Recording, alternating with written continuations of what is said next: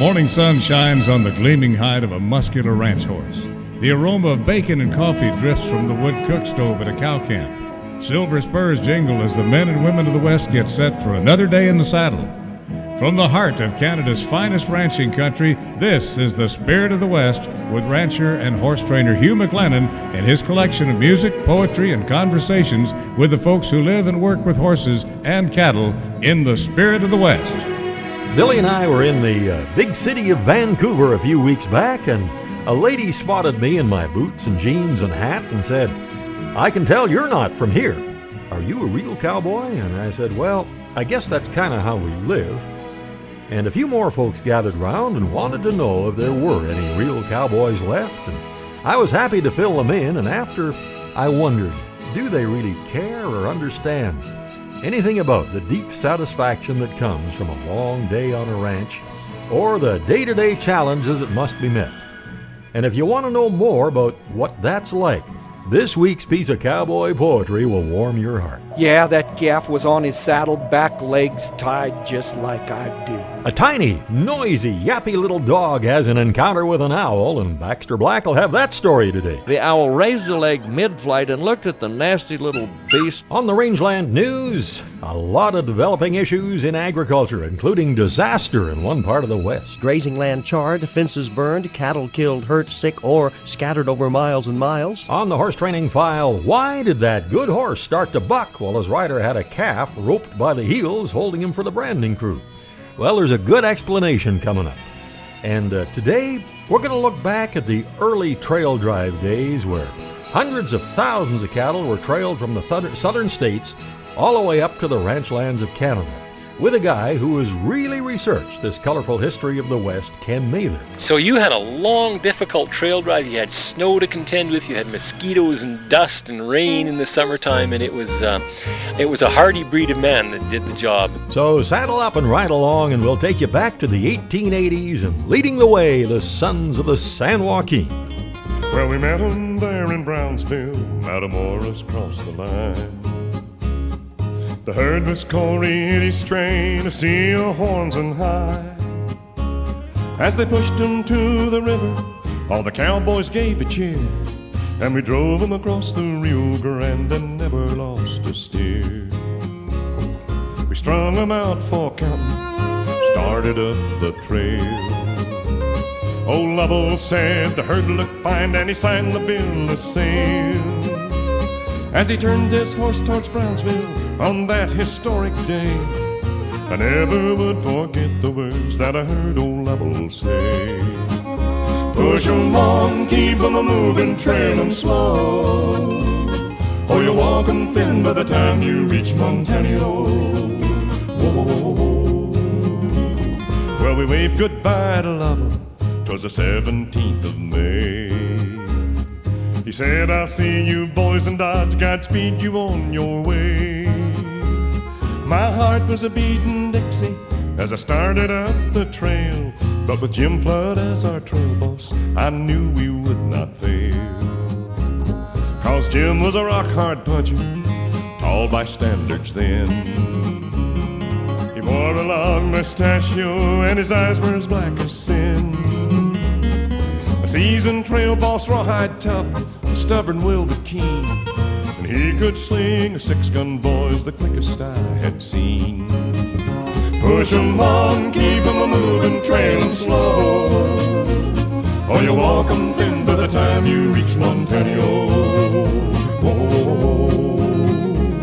Well, we crossed the Atascosa, the grass and water fine. Then a Texas cloudburst hit us hard, and the wind began to whine. The lightning spooked that frightened herd, it seemed 1,000 ways, but we must have rode to hell and back, a-gathering those strays. Well, we headed for the Brazos, the trail grew hot and dry. Went 3 days without water, and we thought the herd would die. Then hell on hell was what we got, a Comanche party hit, and McCann and Strayhorn both were killed, and one young puncher quit. Push 'em on, keep 'em a-moving, trail 'em slow, Oh, you walk 'em thin by the time you reach Montano. Whoa, whoa, whoa, whoa. Well, we ranked 'em to Dodge City, short-handed all around. Oh, Flood, he paired us up and said, go in and do the town. Don Lovell, too, was there with pay. He'd beat us there, Barail. On 2 months' pay, we did the town and spent the night in jail. But old Lovell laughed and went our bail. We were a great lot. But he got rooked in a poker game and was by a gambler's shot. Then Flood, he called that gambler out, and under Kansas skies, he blew that dandy off to hell with a slug between his eyes. Push 'em on, keep 'em a-moving, trail 'em slow, or you walk 'em thin by the time you reach Montano.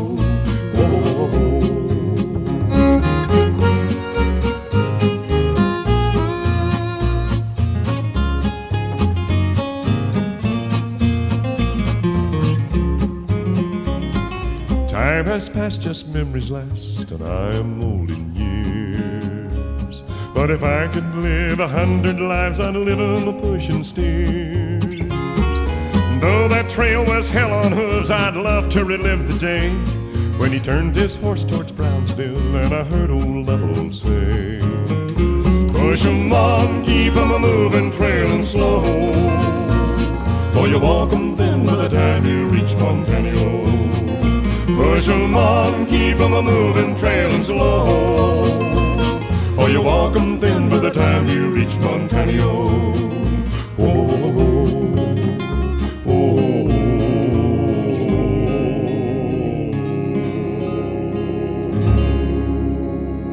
Based on some true history of the West, the brilliant words of Jack Hanna with the Sons of the San Joaquin.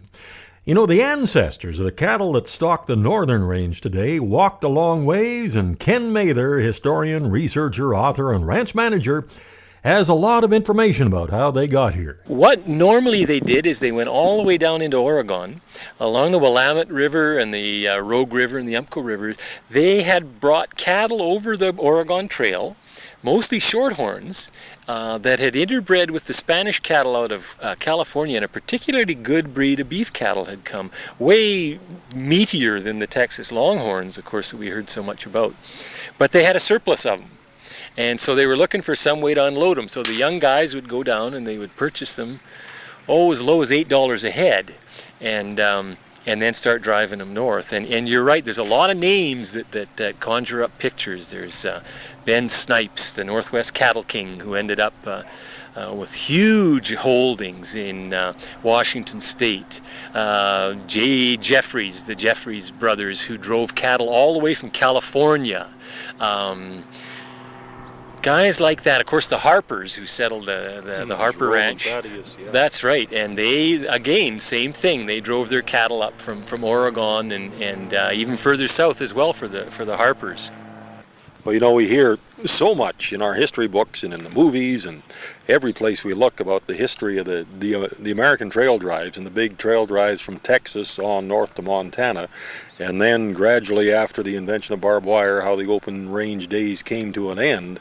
But as that era was in its sunset period, the days of the big cattle drives up into this part of Canada were just kind of getting going. That's right. Yeah. In fact, there's a long period of time there when this is really where the cattle drives were happening, and they weren't down in the States at all, because of course, like you say, the land got fenced off, and the markets weren't the same. And once the railway got there, you didn't have to drive cattle. So up until the 1890s, when they actually got a railway through British Columbia, and I'm talking more about into the Okanagan Valley. Of course, 1885 is when the Canadian Railway was done, Canadian Pacific. But before that, yeah, the cattle were driven everywhere. They were driven from the Okanagan and the Thompson valleys into the Kootenays, where there was lots of mining going on. They were driven over the Coquihalla to New Westminster and shipped on cattle boats out to Vancouver Island. So the trail drive history of British Columbia is rich, and it expands a long period of time, longer than anything in the States out of Texas. All the music you'll hear this week was carefully picked to create a feel for those days, and Ken Mather has more of that colorful history when the Spirit of the West continues right after this. Welcome back to the Spirit of the West. Let's get back to those early trail driving days with Ken Mather. And it was a very romantic time. I look back at the gold rush days of the 1860s and these young men driving cattle into the wilderness. Now, the thing about the Texas trail drives is you ended up in these nice fine towns where the railway was. But these guys were driving cattle up into the gold fields where there wasn't even trails a lot of the time. And it was hard work. From Oregon City to Barkerville was about 800-mile drive. You had to swim the Columbia River a number of times and then swim the Thompson River, and sometimes it could be pretty hairy. So you had a long, difficult trail drive. You had snow to contend with. You had mosquitoes and dust and rain in the summertime, and it was a hardy breed of man that did the job, that's for sure. Have you had a hard time uncovering some of these historical accounts? Well, I have, and the interesting thing is there are old diaries still kicking around. Trail diaries, for example, a man by the name of Myron R. Brown started driving cattle for another man out of Oregon, did a drive right through here in 1867, and then got to be the trail boss. And he did 2 more drives in 1868. But he kept a little trail diary where he keeps very short notes, not long, detailed stuff. But some of the accounts are fascinating. Stories of losing cattle swimming the river. Stories of up by Westwald coming through here, having his entire herd stampeded by camels coming out of the woods. And of course, that's the famous caribou camels. Man by the name of Frank Laumeister. And there were actually used camels for sale that the U.S. cavalry had used in the South. You buy a used camel from this guy? That's right. And he had the great idea that they would, they could carry a heavy load. They were able to go long distances without water, which I wouldn't see would make much point in BC anyway. So he bought 20 camels and shipped them up to, first of all, to Victoria, then got them across to the mainland and Where would he bought them from? He bought them from the U.S. cavalry, and they were trucked out, I guess, or driven out to San Francisco and then loaded on a cattle boat. And Laumeister figured that this was the answer. The trouble with the camels, well, there are several troubles. The worst one was they have a terrible smell, and they would stampede the other pack animals, and cattle just couldn't stand it. I don't know whether they thought they were grizzly bears or what. But the downfall of the camels was that they had big soft feet, which are great in the desert, but the caribou roads just tore them to shreds. So Laumeister sold them off, but he had a couple left over, and he turned them wild up by Grand Prairie, which of course is today's Westwald. And for years, right up till about the turn of the century, you could occasionally see these wild camels in the Westwald area. And they say the last one was shot by mistake by a hunter who thought he had a grizzly bear. So that was the end of the caribou camels. More from Ken after Tom Cole explains why the Cocinero always had a ritual when the wagon arrived at the overnight camping spot. I hired on Colonel Slaughter, driving steers to Abilene, green and wet behind the ears, a kid of 17. Though I was raised in Texas, I was not a seasoned hand, so I got the job of Hoodlum, the Coozie's right-hand man. On the Llano Estacado, all you see is endless plains. You dread the sound of thunder, there's no shelter from the rain. Now the Coozie did a strange thing. When the evening meal was done, he'd wait until the stars came out, then point the wagon tongue. He said, son, there ain't no landmarks on these wide and rolling plains. There ain't no trees or mountains, so each day it looks the same. But you'll never lose direction, and you know just where you are if you always point your wagon tongue towards the old North Star. Out beyond the Cimarron, one cold and stormy night, I watched the cattle stampede through the lightning's eerie light. It took several days to round them up and get them settled down. We followed in the wagon through the soft and muddy ground. As we pushed the herd across the plains, we had no way to know that we had drifted way off course towards New Mexico. But that night when the stars came out, his theory stood the test. Abilene was north of us, but we were heading west. He said, son, there ain't no landmarks on these wide and rolling plains. There ain't no trees or mountains, so each day it looks the same. But you'll never lose direction, and you'll know just where you are if you always point your wagon tongue towards the old North Star. My life has been a full one. My hair's turning gray. I've seen a lot of sunshine, but I've seen some cloudy days. For a while I wandered aimlessly, and I still wear the scars when I didn't point my wagon tongue towards the old North Star. 'Cause life is like a grassy sea, the trail ain't always plain. One may lead to pleasure and the other leads to pain. But you'll never lose direction, and you'll know just where you are if you always point your wagon tongue towards the old North Star. You'll never lose direction, and you'll know just where you are if you always point your wagon tongue towards the old North Star.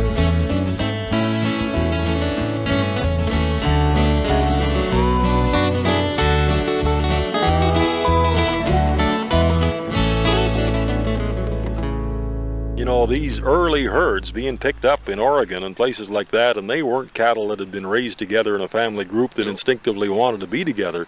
The first 2 or 3 weeks must have been hell on hooves to get those things going. They were, and they were the roughest 2 weeks in a lot of ways, because you had to get by the Cascades on the Columbia River, so you either took them up over the mountains, which was quite an experience, or you loaded them on cattle boats, which was an equal experience. So these guys, then when you got to the Dalles, your option was to swim them across the Columbia and cut the angle, or else just keep trailing south of the Columbia. So really, you're right, the first few weeks would have been just sheer terror, getting everything organized, and there wouldn't have been a lot of sleeping at night, because the cattle wouldn't settle down. They were too restless. Yeah. They wouldn't get much sleep at all, because this business of trying to night herd them is, it sounds romantic. And I guess after they'd been on the trail for 8 or 10 weeks, then it probably was a little bit like we see in the songs. That's like right. The Night Rider's Lament. But boy, those first few nights, it would be...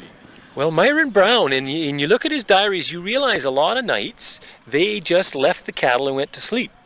And then in the morning, inevitably, in the morning. Well, and that's exactly what they did. Okay, we gathered them up in the morning, he'll say, and missing 5 cattle. So Joe and Sam went out looking for cattle, and the rest of us drove them on. And they go after this morning after morning till they finally, on his 3rd trip, he clues into the fact, now, if we station guys around them at night and we each take a shift, we're not going to waste all this time in the morning. So they finally did clue into that. But the other thing, of course, is that for a lot of those riders, it would be their first time through that piece of country. Yeah. And if you're going out to find a dozen stray cattle in a piece of country that you've never seen before, you're a little disadvantaged. No idea what you were into, that's for sure. And they wouldn't necessarily stay on the trail. They would cut across country and that, and you would have... In fact, a lot of times they just didn't find them. That was it. They lost the cattle, rode them off, and went on and about their business. But you couldn't afford to lose too many, because, of course, there's your profit gone. And, of course, the boss wasn't too happy about that. So, yeah. Would they usually have a wagon? More often than not, they didn't, because the trails here were too rough for a chuck wagon. So they would have carried their chuck and had a cook, probably. And a lot of times, of course, it was one of the Indian women who was there with her man and did the cooking for them and carried it all on a pack horse. Yeah. More from Ken in a little while. Coming up, Baxter Black, and then another really catchy trail driving song, and then the Rangeland News, when the Spirit of the West continues right after this. Howdy, friends. This is Baxter Black on Spirit of the West with Hugh McLennan. With a little peek at Lazarus and the Owl. What holds the loaded 30,000-pound trailer to the heavy-duty truck? What holds the 38-foot RV trailer to the dually? What holds the 2-horse trailer with your daughter's favorite pony to the half-ton pickup? Well, the odds are it's a B&W trailer hitch, probably a turnover bowl, American-made, employee-owned, customer-tuned, and proud of their part in America's greatness. B&W, holding things together down Over the years, I've become accustomed to the incongruous sight of rugged ranching families with their weathered faces, rough hands, fearsome pickups, and macho confidence, carrying a small dog.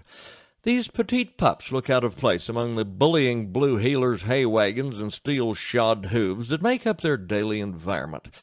But let me assure you, most of these miniature dogs are tough as a railroad spike. The selective breeding required to shrink these breeds have concentrated certain traits like toughness, but it's also concentrated the yipping, snarling, nipping, whining, irritating, egotistical genes as well. Which brings me to Concho, a toy poodle beloved by his mistress Georgie and generally despised by the rest of her family, all her friends, and even most of the strangers they meet. Upon arriving at their home ranch after a weekend of rodeoing, Concho leapt from the truck and played outside. An hour later, he had disappeared. For 2 days, despite search parties, phony and plaintive calls, Concho remained missing. Wednesday morning found Georgie alone in the house when she heard a scratching at the door. Concho looked up at her and cocked his head as if to say, "How could you, my faithful servant, have let this happen to me?" The veterinary examination showed no broken bones, but lots of swelling and several deep puncture wounds on the back and neck. The vet said the injuries conformed to the pattern of the talons on a giant horned owl, but the vet could not understand how he had escaped. Georgie figured she knew. No sooner had the owl snatched him from the yard and started upward, Concho, true to form, started his yipping, snarling, nipping, and whining routine, probably demanding to be treated like the first-class passenger he was. The owl raised a leg mid-flight and looked at the nasty little beast, screaming dog obscenities, and decided something this evil must taste bad and dropped him from the sky. Well, Concho's still tough, and though he's begrudgingly admired, he's now known by many as Lazarus, as in, Georgie, tell us the story of Lazarus and the Owl.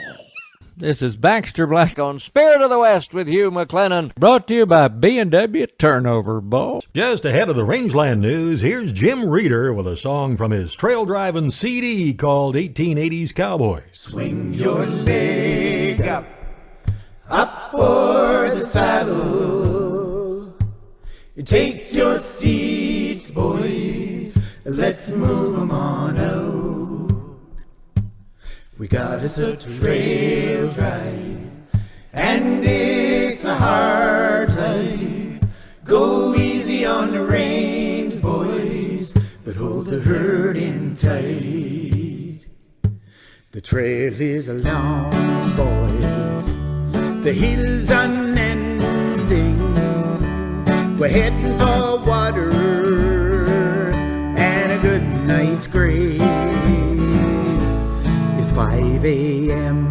now, a cool breeze and coffee. It's just about perfect for another 20-mile day.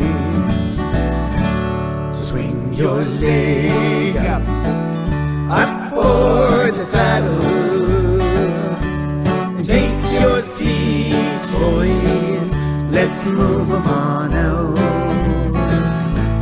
We got us a trail drive, and it's a hard life. Go easy on the reins, boys, but hold the herd in tight. Started out as a drover, I ate dust as a dragman. I rode flank chasing quitters, then took the point with the leading steers. And now I'm a trail boss, I buy and sell all the new stock, and hire all the crew who can make 1,000-mile trek. So swing your leg up for the saddle, and take your seats, boys, let's move 'em on out. We got us a trail drive, and it's a hard life. Go easy on the reins, boys, but hold the herd in tight. Go easy on the reins, boys, but hold the herd in tight.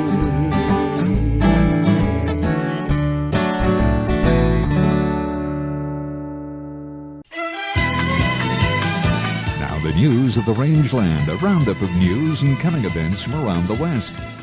Nothing says summer like a steak on your barbecue. To get the most out of your ranch-raised beef, keep uncooked meat cold, use a meat thermometer, and thoroughly clean all kitchen surfaces. BC Ranchers want you to have your best beef experience this summer. From the pasture to your plate, food safety is everyone's responsibility. Now, the Rangeland News, top of page 1, that devastating wildfire in the southern plains has taken a huge toll on ranchers and livestock, but as in all ranching communities, some good things have come out of the devastation. Here's Gary Crawford with that story. That Anderson Creek fire, 400,000 acres burned in Oklahoma and Kansas, grazing land charred, fences burned, cattle killed, hurt, sick, or scattered over miles and miles. The scale of this thing is huge. But Kansas State University veterinarian Dave Rathorst says there are two good stories coming out of this. First, no people were killed, which is an absolute miracle. The other good story, people helping people. There's been a lot of hay donated. There's been milk replacer donated for the calves that were orphaned or whose moms got their udder burned and they can't nurse. There's been a lot of money raised for fence replacement, whatever else they need to get back on their feet. He says he's hoping that the help for these ranchers won't smolder and die when the news value of the fire dies. When things like this are in the news, we all are very concerned and do all we can, but we cannot forget these ranchers 2 or 3 or 4 or 6 weeks down the road. Rathor says they will need help for at least 6 months down the road. Gary Crawford for the U.S. Department of Agriculture, Washington. Nearly 14,000 hectares of Alberta grasslands is now protected from future development thanks to the addition of the King Ranch to the Waldron Conservation Project. That acquisition is the largest conservation easement in Canadian history, meaning the ranchers who own the land retain grazing rights but will not cultivate it, subdivide it, or drain the wetlands. The Waldron lands, of course, are about 80 kilometers southwest of Calgary, situated along the eastern slopes. Oklahoma lawmakers sent a measure to the governor last week to increase penalties for cattle rustling in an attempt to curtail a crime that's seen a resurgence from the ranch hands stealing livestock to feed their drug habits. State law currently says the penalty for livestock theft is jail or a fine, but the new legislation would allow for both penalties in a single case. The crime has evolved from rustlers on horseback driving their stolen cattle across the range to modern-day rustlers using pickup trucks, trailers, and portable corral panels to make off with the cattle, and the recent rise in rustling is driven by the spread of heroin and other drugs to rural areas. Canadian farmland values rose slightly more than 10% in 2015, according to the latest annual report from Farm Credit Canada. The rate of growth was down from the previous year. The total 10.1% increase compares with 14.3% growth in the previous year and 22.1% in 2013. Provincially, Manitoba saw the biggest increase at 12.4%, while Alberta values were up 11.6% and Saskatchewan 9.4%. And that compares with an increase in U.S. farmland values over the year of only 0.7%. And the FCC says the discrepancy between the two countries was tied to the fact that the U.S. crop receipts were down 8.6% over the year, while Canadian crop receipts were up by 2%. And weakness in the Canadian dollar was cited as a major factor. And demand for U.S. beef in Canada has dropped off this year. Last year, Canada was the #1 volume destination for U.S. beef. Oops, I almost made a typo there. I had put an R where an F should be, and that would make it read, Canada, the #1 destination for U.S. beer. But it's beef. And I guess I should take off my fencing gloves before I type out a story. And so far, the biggest destination for U.S. beef, not beer, is Japan. April 29th, it's the big spring horse sale at the BC Livestock Co-op in Kamloops. Tack starts selling at 4 p.m., horses at 6, and a consign. Or for more information, you can call the co-op at 250-573-3939. And May the 1st, it's the big buck and horse sale at the Innisfail Auction Market. They have pre-sort sales on Monday and, of course, regular cattle sales every Wednesday. Get all the information at InnisfailAuctionMarket.com. And remember, there's great reading and information in every issue of Alberta Beef Magazine and Beef Illustrated. You can subscribe online at albertabeef.ca or call 403-250-1090. And that takes us down to the final item.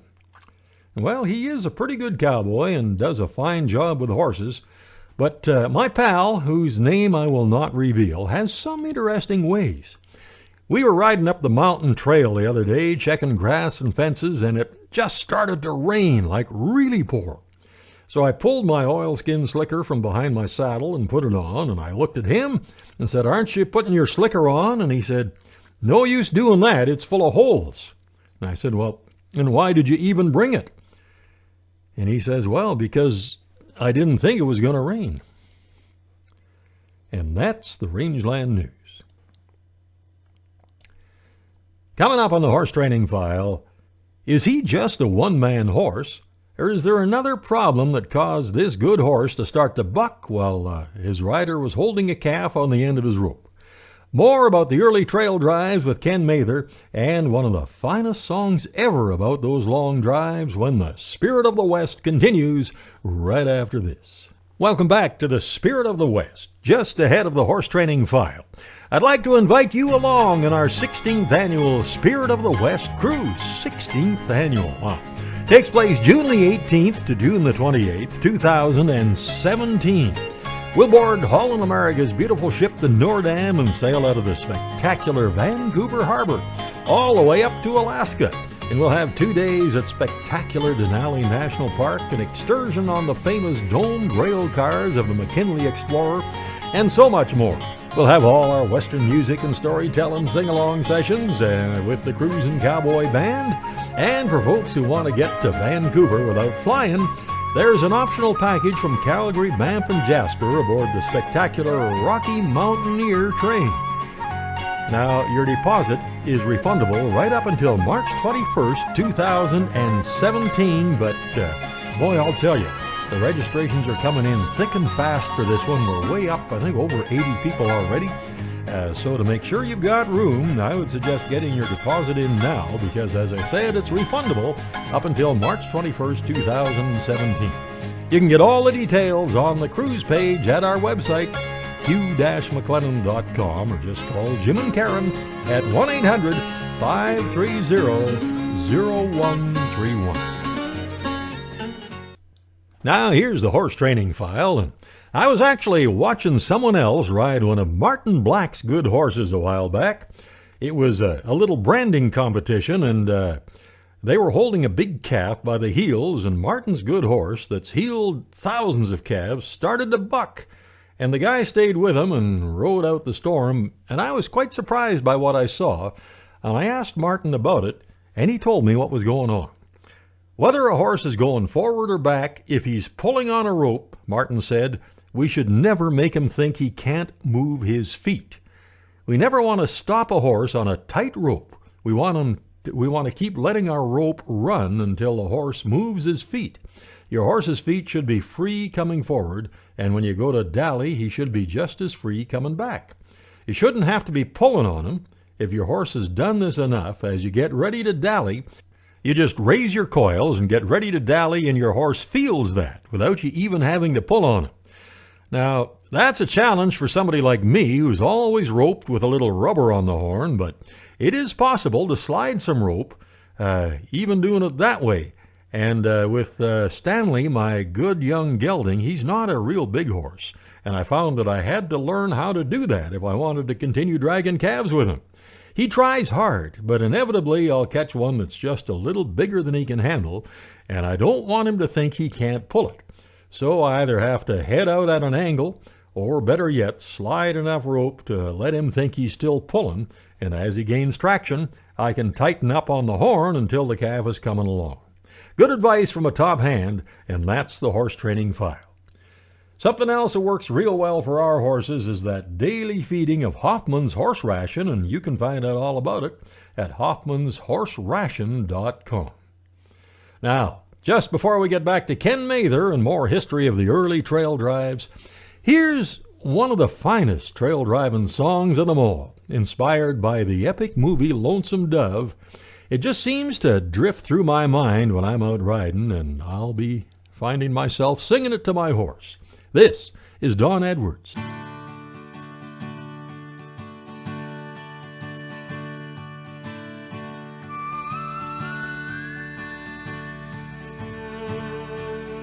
Up before the sunrise, it's a rocky road back home. The dust won't be near settled as where we just come from. I'll keep my promise to you, just like I said I would, and lay you neath the pecan tree and hang your spurs for good. Say goodbye to Montana, where the northers always blow.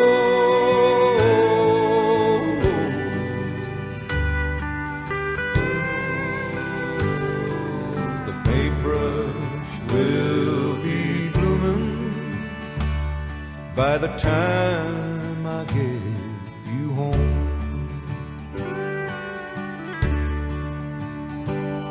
We drove a herd from Texas to the big Montana sky. I swear at times I wondered if we'd make it here alive. I wish I could have told you that you were my best friend, but I guess you always knew that, and we were both too tough to bend. Say goodbye to Montana, where the northers always blow.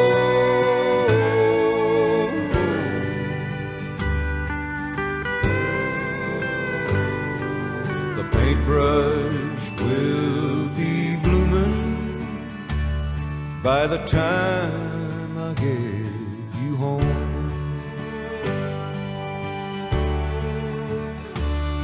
All honor to the cowboy, your praises they will sing, 'cause you never sold your saddle.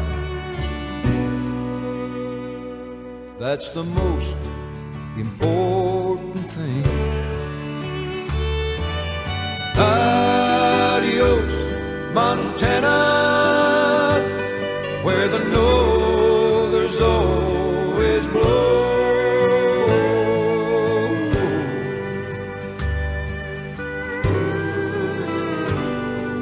The paintbrush will be blooming by the time I get you home. It was those early trail driving days that had a huge influence on the trappings and the gear and the style of the cowboys and buckaroos of today, and Ken Mather has really researched how that happened. I think what you're seeing is a lot of the influences just go right through the Rockies like they weren't there. But in the early days, it was more distinctive, that's for sure. Because of the brush and the hills here, very unlike herding cattle on the plains. Quite a different way to look after your cattle, and a lot more challenging in a lot of ways if you're a buckaroo, that's for sure. The urban society of today is at least one generation removed from their roots in the land, and unfortunately a lot of young people are growing up in Vancouver and Toronto and Calgary and Winnipeg, and they have no idea where beef comes from. But they are very easily influenced by pressure groups that say beef is bad, ranching is bad, we should do away with cattle ranching and farming altogether. And the one thing I think we have in our favor is the romance of the cowboy, that so far has been kind of something we can hold up. That's right. Yeah, I agree, and I think that if they understood not only the cowboy way of life, but what ranching's really all about and how it uses the grasslands that are not available for growing anything else, and how the fact is that the ranchers know how to use the environment, be soft on the environment, and a lot of what you hear, the negative stuff, just doesn't really pan out, and yet people are being influenced by it. The mystique of the cowboy has been so strong for so long in North America that really that's one of the ways to capture the hearts of the people, because like you say, the music and the poetry, that's part of our heritage, and it does go way back to those early days, trying to calm those cattle at night while you're riding night herd, and you sing a song or do something in rhythm and rhyme, because of course the cattle like that and it soothes them, and there's our heritage. And you know, an awful lot of these very effective and entertaining cowboy poets, I know for a fact, work on memorizing and honing their delivery of those poems when they're out riding. That's every day. I do the same thing. Yeah, and there's a rhythm that comes in the saddle as well, you know, and that kind of keeps the poetry fairly rhythmic, and yet it's a different rhythm than the strict English literature one. It is more of a rhythm of the land and of the saddle and the horse moving at a pace. It has a way of clearing the air, and you get up into the hills away from the noise on a horse. Boy, there's nothing closer to God on this side of heaven, I think. Ken Mather, author of several books on the history of the West, and I find his books absolutely fascinating. And you can order them at his website, kenmather.com. Ken, by the way, was presented with the Joe Martin Memorial Award for the Preservation of Cowboy Heritage by the BC Cowboy Heritage Society at the 2015 Kamloops Cowboy Festival. Well deserved. When we come back, you'll hear our classic Song of the West for this week, and it fits right in with the theme of those early trail driving days. Then a selection of cowboy poetry that will warm your heart. When the Spirit of the West continues right after this. Welcome back to the Spirit of the West. Time for a look at another classic Song of the West and a little information about the song. And in keeping with this week's theme of the great trail drives of the past, I wanted one that kind of took us to the end of the trail. This is one I think that's a good fit. It was recorded first of all by Bing Crosby with Victor Young and his orchestra in 1936. It was a big success and was subsequently recorded by the Sons of the Pioneers, Tex Ritter, as well as Roy Rogers and Dale Evans in the same year. Jimmy Wakely did a real nice version of it in 1957, and a group that the late Sonny James adopted and turned into the Southern Gentlemen, the Eligibles, did it in 1960, and that is a version I wish I could find. The song was written by Kurt Polton and Fred Rose. Polton was a harmony singer, one of the first groups to ever appear on the Grand Ole Opry, known as the Vagabonds, and Fred Rose, of course, was a huge icon in country music publishing. Now, this song is considered one of the finest that they ever wrote, and here's a brand new version of We'll Rest at the End of the Trail from Kimmy Hudson.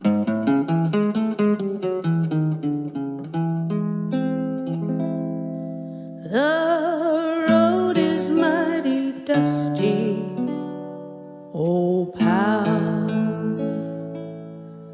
The sun is sinking low beyond the range. We're still together, trusty, oh pal. Riding the trail so strange,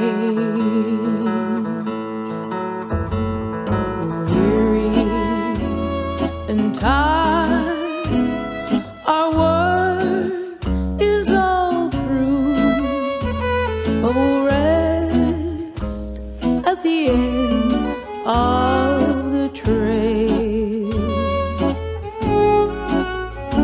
We'll stand round the fire when there's nothing to do, but we'll rest at the end of the trail. If we feel like roping, we'll hitch to a star.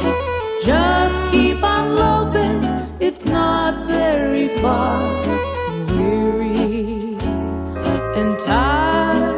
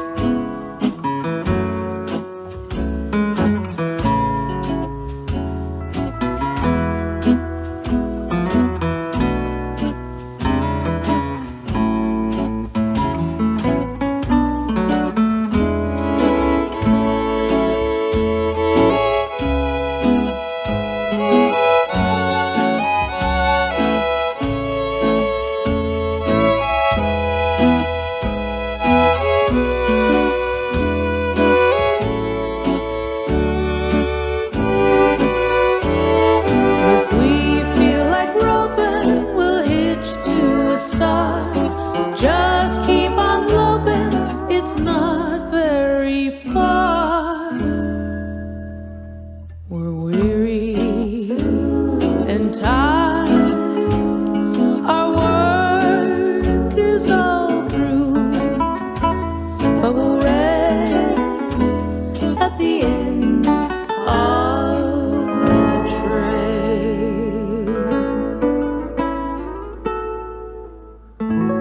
Kimmy Hudson and our classic Song of the West this week will rest at the end of the trail.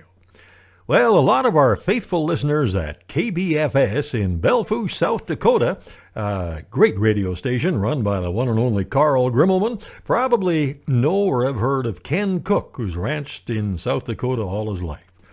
And Ken says about the inspiration for this week's piece of cowboy poetry, my son Kyle and I were headed out in a snowstorm during calving to bring in a few heavy cows in where there was some protection for them to calve. We calve early in the spring here, too early some years, according to Mother Nature. The snow and the wind was blowing in our faces as we rode out. I looked at my boy and hollered above the wind, "So you want to be a cowboy, huh?" I'll never forget the look of determination on that boy's face as he said, "Yes, I do, Dad." We were calving on the LT bar and snow began to fall. Hard wind from the east, no good. No protection there at all. Now, no doubt we're needing moisture, but the calves weren't looking good. Figured if we saddled up, we could hold them like we should. Calves were chilling down and cows began to stray. I bed them down with one more stack so's maybe they would stay. Kyle had them horses caught and rushed them all he could. For a boy only 13 years, my top hand's pretty good. I had 2 calves in the pickup, now not just to save their ears. Dying calves don't suit me, and the chance of that was clear. I met Kyle there at the barn, and we had ourselves an eye to eye. "This here won't be easy, son." And this was his reply. "Well, I know just what needs doing, Dad, and you can bet on that. I'm going to be a cowboy." Then he pulled his hat down flat. Didn't want my son at risk, but was sure that's what I'd done. We couldn't see the barn no more. I feared the storm had won. "There's 2 in the southwest corner. Can you bring them through the snow? I'll keep these from heading south, then meet you when you show." My cows settled by the trees, thank God, so I got off for just a spell. Still couldn't see him coming, 'cause this storm was now white hell. I knelt down to try and clear my head and get my bearings straight. Said myself a prayer, I guess. Good Lord, I've sealed his fate. Well, now wait. Well, that's him, with a newborn on his saddle, moving slow and easy so's the mama not to rattle. Yeah, that calf was on his saddle, back legs tied just like I do. "The cow's a-comin', Dad. I brought her like you showed me to. I wish great-grandpa could have been with me. We'd have got 'em both, I know. That other cow's a-calvin', Dad. We're wasting time. Let's go." "Well, if she's had him, will you just hand him up? Old CJ'll buck the snow. I can bring the calf with me. You bring the cow real slow. Then we'll ride the rest of them. Make sure they're on the hay, 'cause, Dad, that's what I was born to do. And Grandpa did it that way." Well, I no longer had to wonder. As we rode south, I knew my top hand was a cowboy, doing what he loved to do.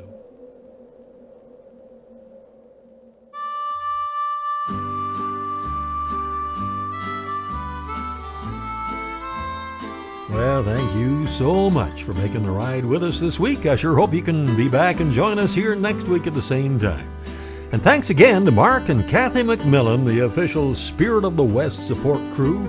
Now, if you'd like to enjoy a real ranch vacation in beautiful, beautiful country with great horses and great people, check out their Meadow Springs Guest Ranch website at meadowsprings.com. And be sure to pick up the latest issue of Canadian Cowboy Country Magazine at your favorite newsstand, or you can subscribe online at cowboycountrymagazine.com or just call 1-800-943-7336. Till next week, I'm Hugh McLennan. Hope to see you down the trail somewhere real soon.